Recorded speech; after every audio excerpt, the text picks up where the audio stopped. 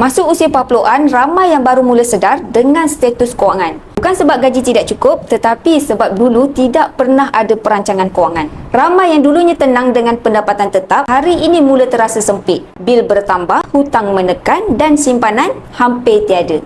Hakikatnya masalah kewangan di usia 40-an tak berlaku semalam. Ia berpunca daripada sikap kita yang bertahun-tahun. Semasa muda, duit masuk habis dibelanjakan. Tidak sempat fikir soal tabungan kerana pada waktu itu rasa masih panjang lagi perjalanan. Bila masa berlalu, tabiat ini jadi beban. Gaya hidup melebihi kemampuan. Hutang semakin bertambah dan bila diuji hilang pekerjaan atau kesihatan terganggu, hidup menjadi gelap kerana tiada asas kewangan yang kukuh. Inilah realiti yang ramai sedang hadapi hari ini. Bukan kerana mereka tidak pandai mencari duit, tetapi kerana tidak pernah disiplin urus duit.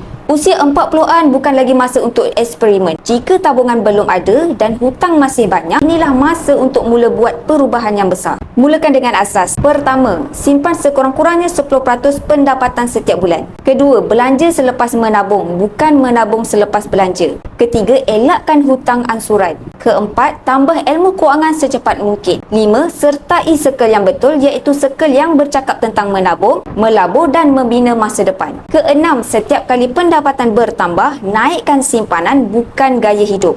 Kerana hakikatnya status kewangan kita hari ini bukan disebabkan nasib. Ia hasil daripada tabiat kita bertahun-tahun. Dan tabiat yang sama juga akan tentukan siapa diri kita 5 atau 10 tahun akan datang. Semoga perkongsian saya bermanfaat dan boleh follow saya untuk lebih banyak ilmu tentang emas.